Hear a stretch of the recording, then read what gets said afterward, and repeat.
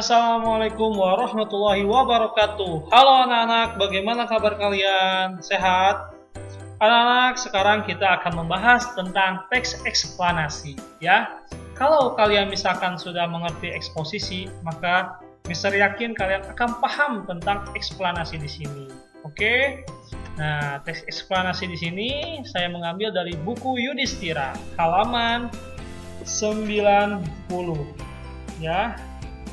91 tentu, ya, sampai halaman 105, sampai ke sampai struktur. Baiklah, apa saja yang ada di teks eksplanasi, dan sebelum itu kita lihat ke pengertian. Kita lihat saja untuk pengertiannya. Mohon maaf, sebelum ke pengertiannya saya akan menjelaskan KD khusus di sini. KD itu adalah kompetensi dasar, dan dimana ini menelaah teks eksplanasi dan memahami struktur dan kebahasaan.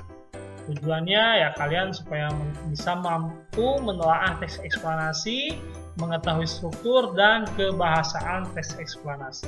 Ya, jadi pembelajaran ini kalian akan mengetahui 3 tujuan: menelaah, mengetahui, dan mengetahui struktur dan kebahasaannya. Nah, sekarang kita lanjut ke pengertiannya. Pengertian teks eksplanasi, lihat di sini.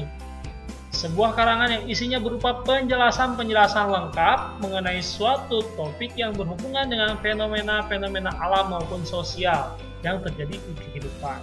Oke, fenomena-fenomena alam yang terjadi di dalam kehidupan kita, adanya banjir, longsor, angin, apalagi kemarin ya Bekasi ada angin yang meluluh lantahkan di kota Bekasi.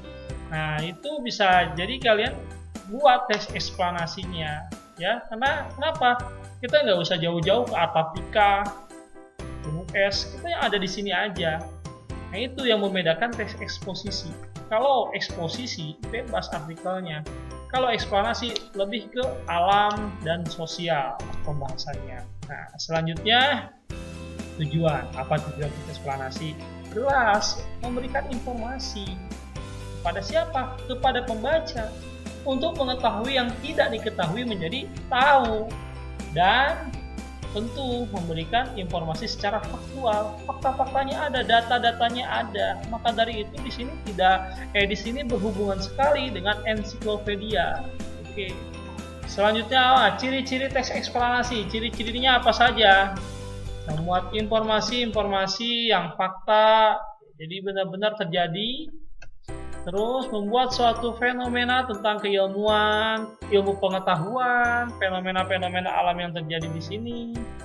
Bersifat informatif dan mempengaruhi pembaca. Mempengaruhi pembaca di sini supaya si pembaca itu paham dan harus percaya bahwa di dalam eksplanasi di sini benar-benar akan terjadi. Dan seperti itulah, misalkan terjadi banjir, ya seperti itulah harapannya, bahwa dalam teks eksplanasi itu si pembaca akan mulai mengetahui ternyata seperti itu prosesnya banjir. Kurang lebih seperti itu mempengaruhi di sini. Terus memiliki penanda tahapan. Oke, ada tahapan-tahapannya, pertama, kedua, dan seterusnya. Bisa selanjutnya, kemudian ya ada penanda-penanda seperti itu. Ini nanti di kebahasaan. Oke, paham ya? Nah, selanjutnya adalah kebahasaan teks eksplanasi. Nah, kebahasaan teks eksplanasi di sini lebih ke kata penghubung atau konjungsi. Konjungsi itu kata tugas yang menghubungkan antar klausa, antar kalimat, dan antar paragraf. Di sini sebagian sudah tahu kalian klausa, antar kalimat, atau paragraf. Nah, untuk spesifikasinya, eksplanasi itu mempunyai konjungsi khusus. Apa? Ayo. Yang pertama ada sebab, akibat, dan urutan. Ini yang selalu ada di dalam teks eksplanasi. Sebab itu, ya, ada yang tahu sebab itu apa? Awas jangan sampai tertukar.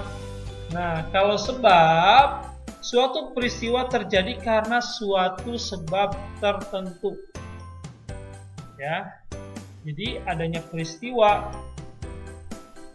terjadi karena sesuatu sebab tertentu. Nggak mungkin ini bisa rusak kalau tidak ada sebabnya. Sebaliknya, akibat. Suatu peristiwa terjadi akibat suatu hal yang lain. Kenapa? Karena ada sebabnya. Misalkan rumah rusak karena banjir. Nah, itu kan rumah rusak dulu. Sebabnya kenapa? Karena banjir.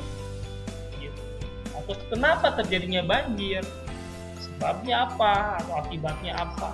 Ya, jadi bisa akibat sebab, bisa sebab akibat. Rata-rata di eksplanasi itu sebab akibat.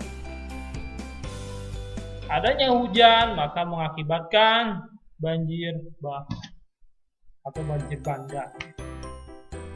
Untuk urutan di sini, konjungsinya adalah mula-mula, lalu, kemudian, dan seterusnya. Masih banyak ya. Oke. Setelah kebahasan, kita ke struktur teks eksplanasi. Kan kata saya tadi bilang, ini sama dengan eksposisi. Yang jelas, pertamanya adalah pernyataan umum. Misalkan kita membahas tentang suatu fenomena banjir. Tulis banjir itu adalah, itu pernyataan umum. Gak usah banyak-banyak, cukup satu paragraf juga sudah pas ya. Nah, di sini penjelasan. Nah, di sini eksplanasi, ingat harus berbagai sumber, jangan kalian hanya memakai satu sumber saja.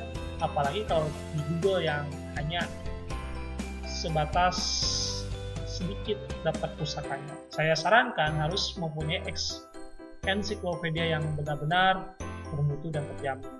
Ya. Nah, penutup itu biasanya penegasan ulang dari penjelasan tersebut. Jadi simple penutup itu. Itulah struktur teks eksplanasi, hanya 3. Kalau kalian ingin membuat eksplanasi cukup 5 paragraf. Pernyataan umum 1, penjelasan 3, penutup 1, 5 ya. Dan ingat, semuanya sudah saya berikan tentang syarat adanya paragraf berapa kalimat. Saya hanya mengulas minimal 2 kalimat ya, seperti itu anak-anak. Oke, untuk sekarang dicukupkan sekian pembelajaran hari ini. Terima kasih sudah menonton. Jangan lupa subscribe yang belum, tonton sampai habis. Tugasnya kalian cukup merangkum dan kirimkan rangkuman itu lewat email, dan subjeknya adalah rangkuman. Oke, selamat mengerjakan. Assalamualaikum warahmatullahi wabarakatuh.